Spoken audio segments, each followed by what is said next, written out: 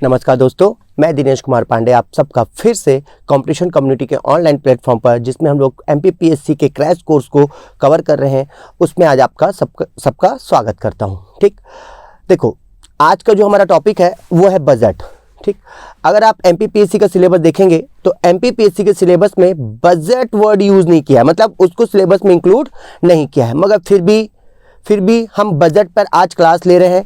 और ये केवल एमपीपीएससी पे ही फोकस नहीं है, ये एमपीपीएससी के अलावा अदर जो एग्ज़ाम है उसके लिए भी एक महत्वपूर्ण बात है, क्योंकि मैंने आपको बताया कि इकोनॉमिक्स का जो क्वेश्चन आता है ये एकदम करेंट लेवल पर होता है। ठीक, तो बजट करेंट लेवल पर होता है। और अब तो ऐसा है कि ऐसा कोई कंफर्म नहीं है कि अगर ये 2022 चल रहा है तो 2022 में जो बजट पेश हुआ उसको पूछ दें, वो 2021 के बजट को भी पूछ सकता है, उससे रिलेटेड जो भी कंटेंट होंगे उसको वो पूछ सकता है। ठीक, तो आज आपके सामने 2021 के बजट को लेकर के मैं आज बात चर्चा करूंगा, मगर उसको शुरू करने से पहले थोड़ा बजट का इतिहास, कि बजट का जन्म कैसे हुआ, ये बजट आया क्या और बजट किसको बोलते हैं। ठीक, तो बजट का डेफिनेशन ये है कि जिसमें आय और व्यय, जिसमें एक्सपेंस एंड इनकम का वर्णन होता है।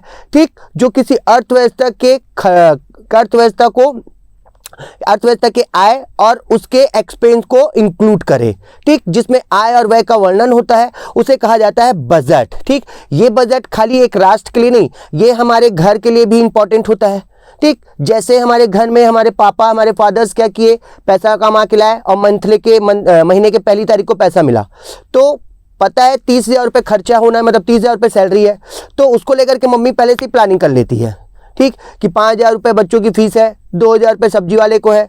ठीक, ओके, 2,000 रुपये काम वाली बाइक को है, 1,000 रुपये दूध वाले को है। तो ऐसा करके पूरा मंथली का क्या बना लेती है, खर्चा बना लेती है। उसको पता है इनकम ये आ गई, अब उसको करना है खर्चा। तो जिसमें आय और व्यय का वर्णन होता है उसको ही कहते हैं क्या चीज़, बजट कहते हैं। ठीक, ओके, तो अब हम लोग टॉपिक की शुरुआत कर रहे हैं। परिभाषा समझ में आ गई, क्लियर। परिभाषा पूछेगा नहीं, मगर फिर भी याद रखो कि जिसमें आय और व्यय का वर्णन होता है सिंपल लैंग्वेज में, उसको बोला जाता है बजट। ठीक, अब आ जाओ बजट का इतिहास, कि बजट की शुरुआत कैसे हुई। ठीक, तो बजट की शुरुआत के लिए थोड़ा मैं यहाँ पर कुछ डेट लिख रहा हूँ, उसको देखिएगा। पहला 1733, 1833, फिर 1816, ठीक, फिर 1921, फिर 1924, फिर 1925, ओके, फिर 1947, 1950, 1992, 2000, 2017। ठीक, क्लियर। तो ये आपके बजट के इतिहास की टाइम पीरियड है। तो सबसे पहले बजट, तो विश्व में सबसे पहले बजट आया ब्रिटेन में। ठीक, उस समय ब्रिटेन के प्रधानमंत्री रॉबर्ट वॉलपोल ने एक आय और व्यय का लेखा जोखा पेश किया था। वो एक बैग में उसको लेकर के जा रहे थे, जैसे पार्लियामेंट में एंट्री कर रहे थे, तो किसी ने उनसे पूछा ये क्या है, तो उन्होंने बोला कि ये बोजेट है। क्या वर्ड यूज किया उन्होंने, बोजेट। ये जो बोजेट वर्ड है ये बोल्गा शब्द से निकला है, जो एक लैटिन भाषा का शब्द है और जिसका अर्थ होता है चमड़े का थैला। जिसका अर्थ क्या होता है, चमड़े का थैला होता है। ठीक, तो विश्व में सबसे पहले बजट पेश किया था रॉबर्ट वॉलपोल ने, जो ब्रिटेन के प्रधानमंत्री थे। और ये बजट वर्ड जो है ये बोजेट शब्द से निकला है। बोजेट जो है वो बोल्गा से निकला है और ये एक लैटिन भाषा का शब्द है। ठीक, उसके बाद सन 1833, 1833, तो 1833 में भारत में उस समय भारत का पहला गवर्नर जनरल बना था विलियम बेंटिक। ठीक, 1828 में वो भारत के पहले गवर्नर जनरल बने थे। इस समय क्या था कि उनको एक अधिकार दिया गया, उनको कहा गया कि जितना भी इनकम है और जितना भी एक्सपेंस है उन सब की एक लिस्ट बनाओ, उनका एक लेखा जोखा तैयार करो। तो जब उन्होंने एक्सपेंस और इनकम का लेखा जोखा स्टार्ट किया तो यहाँ पर उनको जो अधिकार दिया गया था, तो इसका मतलब ये हुआ कि भारत में बजट बनाने का अधिकार 1833 में दिया गया। ठीक, और वो किसको दिया गया? विलियम बेंटिक को। बट भारत का पहला बजट पेश किया गया था 7 अप्रैल 1860 में। और भारत के पहले बजट पेश किया था किसने? जेम्स विल्सन ने। इसीलिए जेम्स विल्सन को भारत में फादर ऑफ बजट बोलते हैं, मतलब बजट का पिता कहा जाता है। किसको? जेम्स विल्सन को, जो उन्होंने 7 अप्रैल 1860 को पेश किया। ठीक, उसके बाद समय थोड़ा सा आगे बढ़ा और समय आया 1921 का। यहां पर ब्रिटिश गवर्नमेंट ने क्या किया था? यहां पर ब्रिटिश गवर्नमेंट ने एक कमेटी का गठन किया था, ठीक, 1921। और उस कमेटी ने बताया कि बजट के 2 प्रकार होना चाहिए, और जिस कमेटी का गठन किया गया था उसका नाम था एकवर्थ कमेटी। ठीक, इस एकवर्थ कमेटी ने बोला कि भारत में बजट 2 रूप में पेश हो, एक रेल बजट और एक आम बजट। तो इस कमेटी की सिफारिश को मानते हुए 1924 में पहला रेल बजट पेश हुआ, और उसके बाद 1925 में अलग से आम बजट पेश हुआ। मतलब रेल बजट और आम बजट के लिए अलग अलग बजट पेश किया गया एकवर्थ कमेटी की सिफारिश पर। ठीक, 1921 में गठित हुई थी ये कमेटी, और 1924 में रेल बजट और 1925 में पहला आम बजट पेश किया गया अलग रूप से। उसके बाद सन 1992 फिर 1947 का समय आया जब भारत आज़ाद हुआ। तो आज़ादी के बाद स्वतंत्र भारत का पहला बजट पेश किया 26 नवंबर सन 1947 को षडमुखम सेठी ने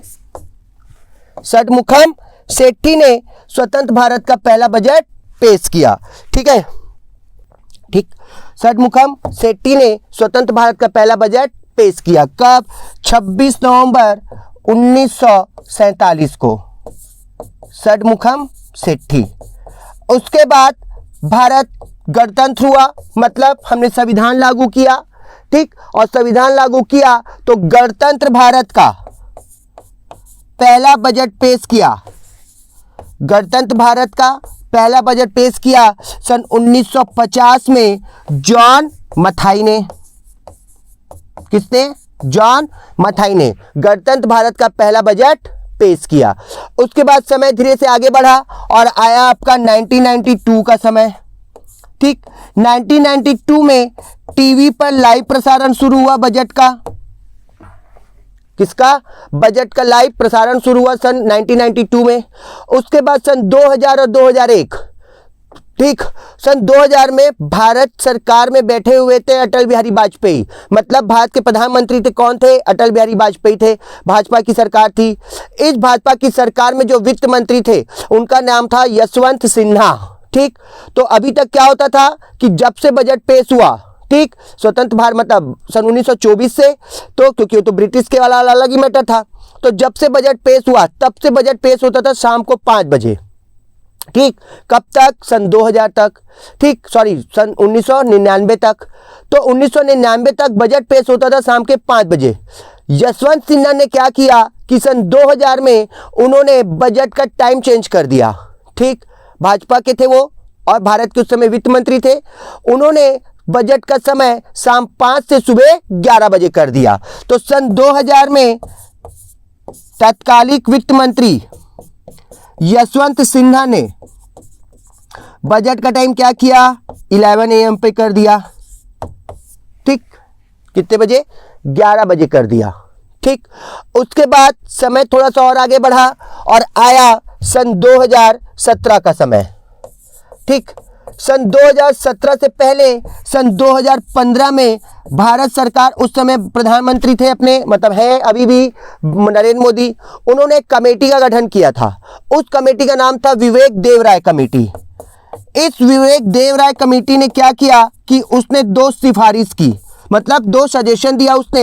एक तो उसने बोला कि योजना आयोग का नाम क्या कर दो, बदल करके नीति आयोग कर दो। ठीक, और दूसरा उसने सजेशन दिया कि भारत में जो रेल बजट और आम बजट अलग अलग पेश होते हैं, और जो भारत में बजट पेश होता था तो फरवरी के अंतिम सप्ताह में पेश होता था, तो उन्होंने बजट का टाइमिंग दिनांक या दिन चेंज करने के लिए कहा और रेल बजट और आम बजट को एक करने के लिए कहा। तो उसकी सिफारिश को मानते हुए सन 2017 में बजट पेश हुआ 1 फरवरी को और रेल बजट और आम बजट को क्या कर दिया गया, एक कर दिया गया। दोनों को क्या कर दिया गया, एक कर दिया गया। तो बजट का टाइमिंग जो फरवरी के अंतिम सप्ताह में था, ठीक, वो अब पेश होने लग गया फरवरी के पहले सप्ताह में। और इसकी शुरुआत कब हो गई, 2017 में। और रेल बजट और आम बजट दोनों को भी क्या कर दिया गया, एक कर दिया गया। ठीक है, अब अलग से आम बजट पेश नहीं होता है। सन 2022 का बजट, ठीक, सन 2022 का बजट जो था वह बजट के इतिहास का, मतलब अब तक जितना बजट पेश हुआ उसमें सन 2022 का बजट, अब तक जितना भी बजट पेश हुआ था उसमें सबसे लंबा बजट भाषण था। सबसे लंबा बजट भाषण था। 2 घंटा 40 मिनट तक का बजट भाषण चला। कितने घंटा, 2 घंटा 40 मिनट तक का बजट भाषण चला, जो कि बजट के इतिहास का सबसे लंबा बजट भाषण है। ठीक है, क्लियर। और उसको पेश किया निर्मला सीतारमण ने। और 2022 का जो बजट था वो पहला बजट था जो पेपरलेस था। ठीक, कैसा था, पेपरलेस था, मतलब डिजिटल रूप में था, सबको टैबलेट पकड़ा दिए थे। और 2022 का जो बजट था, ठीक है, इसमें बजट का नाम बदल दिया गया। अब बजट का नाम क्या रख दिया गया, निर्मला सीतारमण ने क्या बोला, बही खाता। क्या नाम रख दिया, बही खाता। तो ये सब काम हुआ आपका 2022 में। पहला सबसे लंबा बजट भाषण था 2022 का, 2 घंटा 40 मिनट। उसके बाद पेपरलेस बजट था, ये डिजिटल बजट था, भारत का पहला डिजिटल बजट था ये। और तीसरा बजट का नाम, अब उस जो बैग उन्होंने पकड़ा हुआ था उस बैग में हमेशा बजट लिखा रहता था। ठीक, ऐसा वित्त मंत्री ऐसा पकड़ करके बैग को फोटो खिंचवाता था, फोटो सेशन होता था पार्लियामेंट के बाहर, सब लोग फोटो खींचते रहते थे। ठीक, तो ऐसा बजट में लिखा रहता, बैग में लिखा रहता था बजट। तो अभी जब निर्मला सीतारमण बजट पेश करने गई तो उनके बैग में लिखा हुआ था बही खाता। तो यहां पर उन्होंने बजट का नाम बदल करके क्या रख दिया, बही खाता रख दिया। तो इतनी बातें आपको जाननी है बजट के इतिहास में। ठीक, क्लियर, ओके। अब आते हैं बजट के प्रकार। ठीक, तो अगर अपन देखते हैं तो बजट के प्रकार, तो बजट के प्रकार में आपके पहला बजट होता है आम बजट, फिर होता है निष्पादन बजट जिसको परफॉर्मेंस बजट भी बोलते हैं। ठीक, फिर होता है आपका शून्य आधारित बजट, जीरो बेस बजट। फिर होता है आउटलुक बजट और एक होता है जेंडर बजट। तो बजट के ये 5 प्रकार हैं। ठीक, आम बजट, निष्पादन बजट, शून्य बजट, आउटलुक बजट और जेंडर बजट। निष्पादन मतलब होता है परफॉर्मेंस बजट, शून्य आधारित मतलब जीरो बेस बजट, आउटलुक मतलब आउटलुक ही होता है, और जेंडर मतलब लिंग के आधार पर बजट। ठीक है, अब एक एक बजट को थोड़ा सा देखते हैं। ठीक है, तो देखो, तो पहला आपका कौन सा, आम बजट। तो आम बजट वो है जिसमें सरकार के खर्चों का वर्णन होता है, जिसमें सालाना आय और व्यय का वर्णन होता है पूरे राष्ट्र के लिए, जिसमें अर्थव्यवस्था के लिए पूरे खर्चों का वर्णन होता है, वो कहलाता है आम बजट, जो हर साल फरवरी के पहले सप्ताह में पेश होता है 2017 से, जिसको पेश करती है कौन, केंद्रीय वित्त मंत्री। ठीक, एक बात और, भारत की पहली वित्त मंत्री महिला कौन थी जिसने बजट पेश किया था, तो भारत की पहली वित्त मंत्री महिला थी, मतलब महिला जो वित्त मंत्री थी वो थी इंदिरा गांधी। वो पूर्ण रूप से या परमानेंट फाइनेंस मिनिस्टर नहीं थी, मगर प्रधानमंत्री रहते हुए उन्होंने पहली बार बजट पेश किया था। तो भारत की पहली महिला वित्त मंत्री भी बोलेंगे उसको, ठीक, और भारत की पहली महिला प्रधानमंत्री भी बोलेंगे जिन्होंने बजट पेश किया। निर्मला सीतारमण पूर्णकालिक या परमानेंट पहली महिला फाइनेंस मिनिस्टर है, ठीक है ना, जो कंप्लीटली पूर्ण रूप से फाइनेंस मिनिस्टर बनी, वो थी निर्मला सीतारमण। मगर क्वेश्चन पूछा कि भारत में पहली महिला कौन जिसने बजट पेश किया, और ऑप्शन में अगर इंदिरा गांधी है तो आंसर इंदिरा गांधी होगा, ना कि निर्मला सीतारमण। निर्मला सीतारमण पहली महिला वित्त मंत्री जो परमानेंट रही, मतलब जो परमानेंट है, पूर्णकालिक है, मगर इंदिरा गांधी प्रधानमंत्री भी थी और फाइनेंस मिनिस्टर भी थी। ठीक है, क्लियर, तो वो बात है। ठीक, इसके बाद आ गया आम बजट। तो आम बजट जिसमें सरकार के खर्चों का वर्णन होता है उसको बोलते हैं आम बजट। दूसरा आपका होता है निष्पादन बजट। तो निष्पादन बजट को अपन बोलते हैं परफॉर्मेंस बजट। क्या बोलते हैं? Performance budget.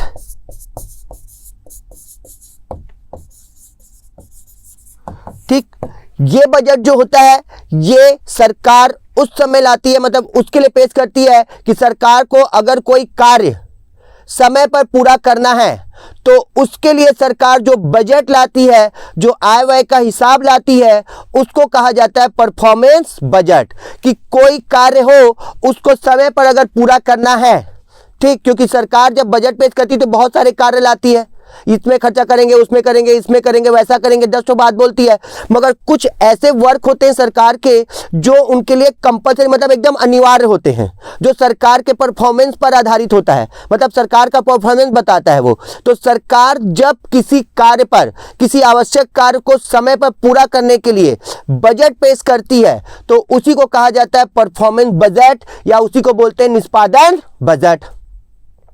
ठीक, ओके, क्लियर। फिर एक होता है आपका जेंडर बजट। ठीक, तो जेंडर बजट किसको बोलेंगे? जब आय और व्यय का हिसाब लिंग के आधार पर हो, मतलब जब बजट किस पे बेस करे? लिंग पर बेस करे। ठीक, और ये जेंडर जो बजट था ये मुख्य रूप से किसके लिए था? वुमेन्स के लिए। तो वुमेन्स एम्पावरमेंट, महिला सशक्तिकरण को बढ़ावा देने के लिए, महिलाओं में एम्पावरमेंट को बढ़ावा देने के लिए सरकार ने जेंडर बजट पेश किया।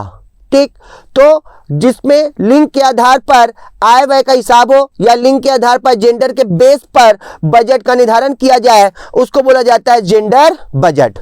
ठीक, क्लियर, ओके। इसके बाद एक होता है आपका zero base budget. Zero base budget क्या होता है? तो जीरो बेस बजट वो होता है जिसमें, कौन सा बजट? Zero base budget. तो जीरो बेस बजट वो होता है कि जिसमें इनकम कम हो, ठीक, और एक्सपेंस क्या हो? ज्यादा हो। तो जिसमें इनकम कम होता है और एक्सपेंस ज्यादा होता है उसको बोला जाता है जीरो बेस बजट। और सरकार यहां पर क्या करती है कि यहां पर व्यय की मदों को घटाती है, उनमें कटौती करती है कि ज्यादा खर्चा नहीं करना है और घाटे को कम करने की कोशिश करती है।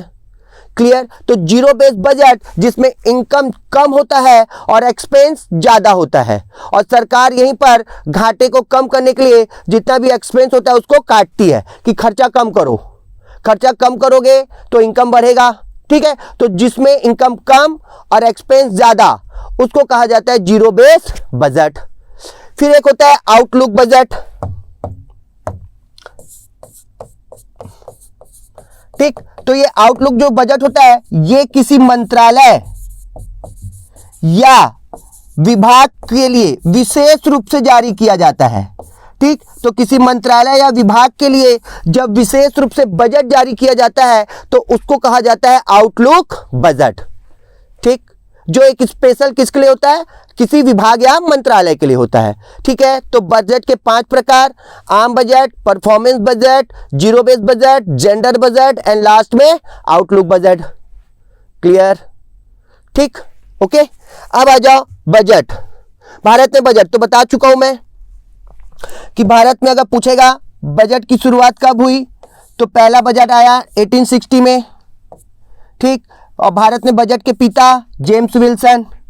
फिर उसके बाद रेल बजट, आम बजट कब अलग हुआ तो 1921 में एक्वर्ड कमेटी के कहने पर पहली बार अलग से रेल बजट और पहली बार अलग से सिंगल आम बजट पेश हुआ।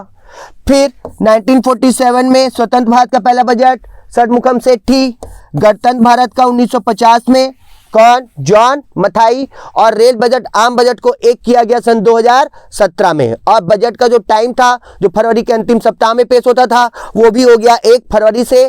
कब? 2017 से। क्लियर? इतना जानना है बजट के बारे में आपको। इसके बाद आता है इंडियन कॉन्स्टिट्यूशन। ठीक, तो भारतीय संविधान के आर्टिकल 110 में, ठीक, सॉरी 112 में, आर्टिकल 112 में एक शब्द यूज किया गया है और उसका नाम है वार्षिक वित्तीय विवरण। 110 मनी बिल है, ठीक, 112 है आपका वार्षिक वित्तीय विवरण। याद रखिएगा, भारतीय संविधान में बजट शब्द का उल्लेख नहीं है। अगर क्वेश्चन पूछता है कि बजट भारतीय संविधान के किस आर्टिकल में है, ठीक, और ऑप्शन में दिया है 110, 111, 112 एंड नन ऑफ दिस, तो आंसर नन ऑफ दिस है, क्योंकि बजट शब्द का उल्लेख नहीं है। तो बजट की जगह क्या लिखा हुआ है? एनुअल फाइनेंशियल स्टेटमेंट, मतलब वार्षिक वित्तीय विवरण का वर्णन है हमारे संविधान में, ना कि बजट शब्द का उल्लेख है। ठीक है, क्लियर? तो याद रखिएगा इस बात को, बजट शब्द का उल्लेख नहीं है संविधान में। ठीक, तो बजट की जगह हमने क्या लिखा हुआ है? वार्षिक वित्तीय विवरण लिखा हुआ है। ठीक है, क्लियर? ठीक, तो इतना जानना है आपको किसके बारे में? बजट के बारे में। ठीक, अब देखो, अब 2021 का बजट, तो इसको सुनते चलो और नोट करते चलो, कुछ नहीं है, इसको केवल ध्यान में रखना है। इतना बजट समझ में आया? ठीक, अब एक एक पॉइंट को लेते चलते हैं अपन। तो पहला है आपका, निर्मला सीतारमण इस वर्ष लगातार तीसरी बार केंद्रीय बजट पेश की 2021। भारत के मुख्य आर्थिक सलाहकार कृष्णमूर्ति सुब्रमण्यम अभी ये नहीं है। ठीक, 19 जनवरी 2021 को आर्थिक सर्वे पेश किया। ठीक, ये बात अलग है, कोई इंपॉर्टेंट नहीं है ये। तीसरी बार बजट में अर्थव्यवस्था के संकुचन फाइनेंशियल 22 के लिए 6 स्तंभ रखे गए थे। तो कितने स्तंभ थे? 6, एक ये पॉइंट बन जाएगा। ठीक, फिर उसके बाद 2.87 लाख करोड़ रुपए के परिव्यय के साथ जल जीवन मिशन, कौन सा मिशन शुरू किया गया? जल जीवन मिशन, और इसका फंड कितना था? 2.87 लाख करोड़, ये याद रखना है। जिसका काम क्या था? जल जीवन मिशन का उद्देश्य क्या है कि 5 वर्षों तक सभी घरों में क्या करना? जल की सुविधा उपलब्ध कराना। ठीक, तो जल जीवन मिशन की शुरुआत की गई।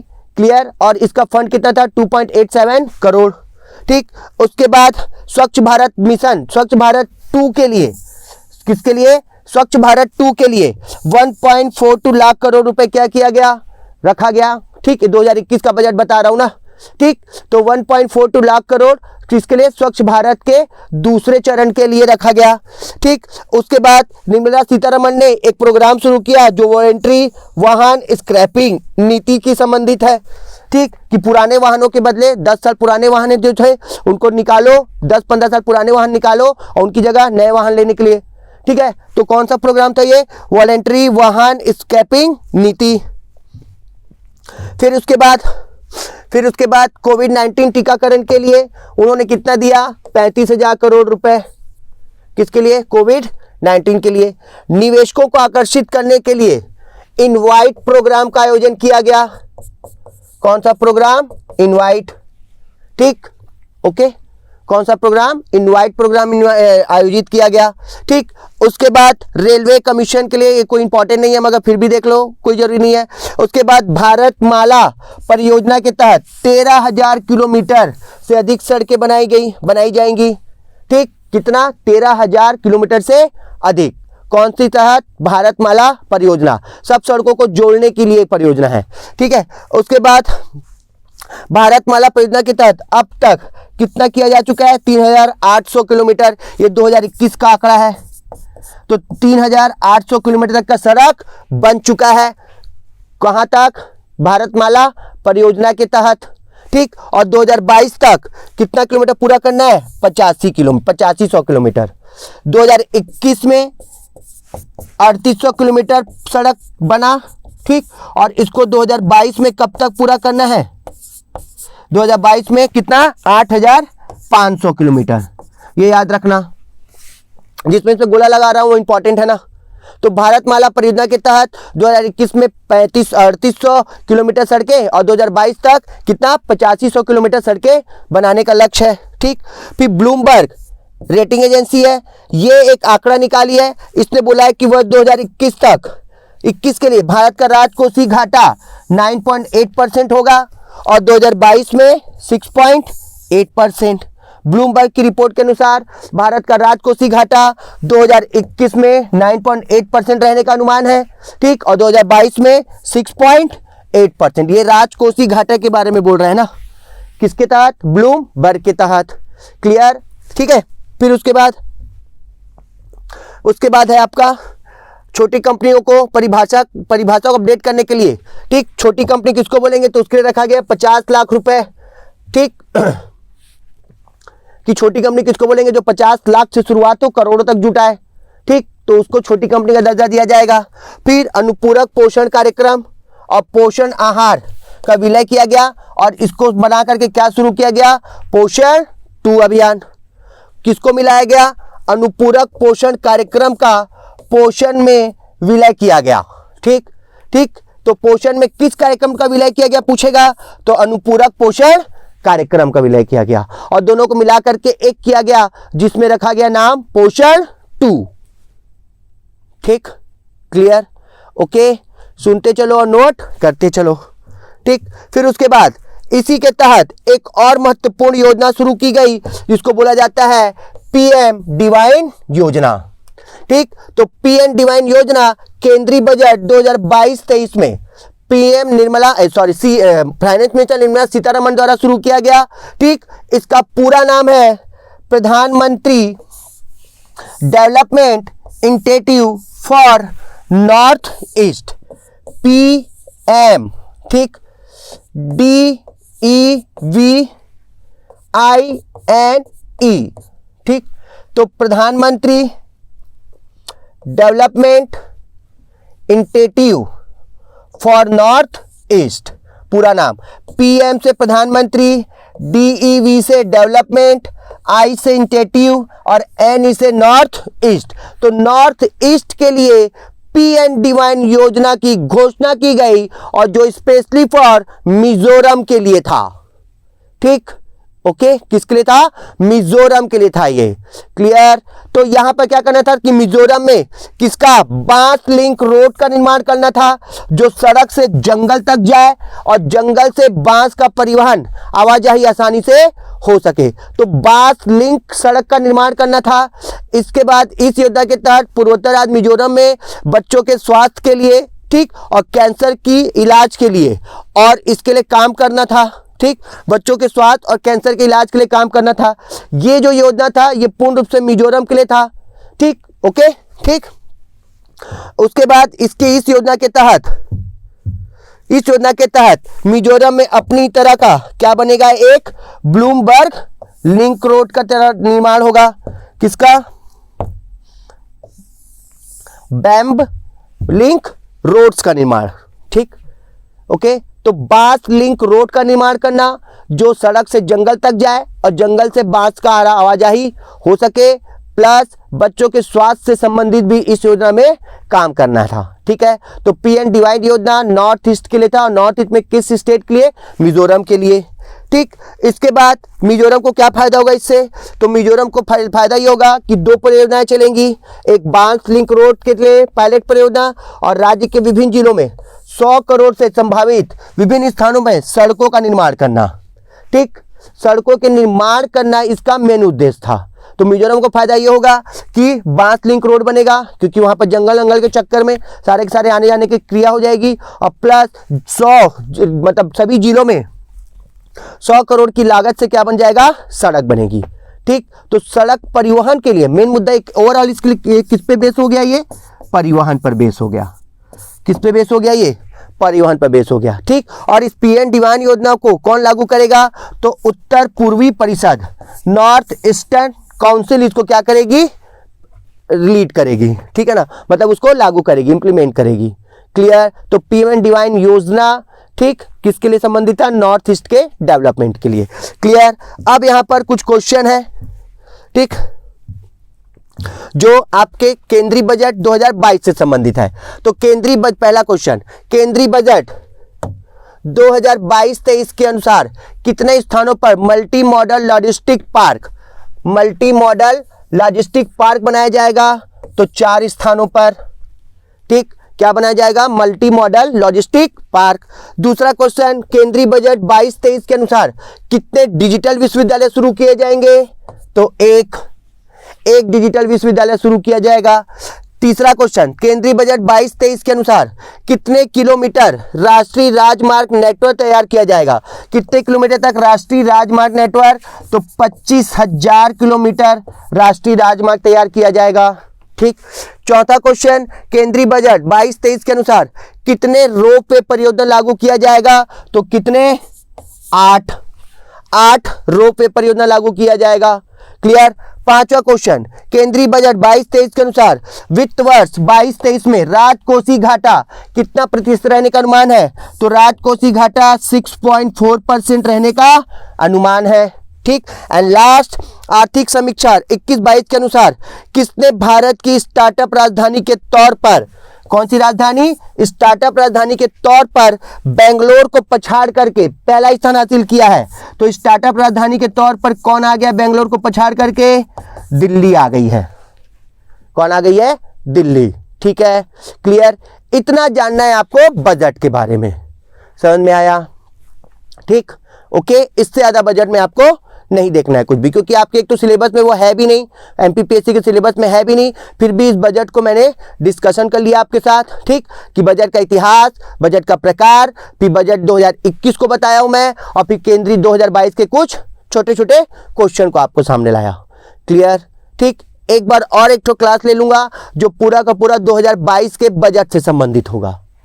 ठीक है, क्लियर। तो बजट के आपके 2 टॉपिक कंप्लीट हो जाएंगे। ठीक, ओके, क्लियर।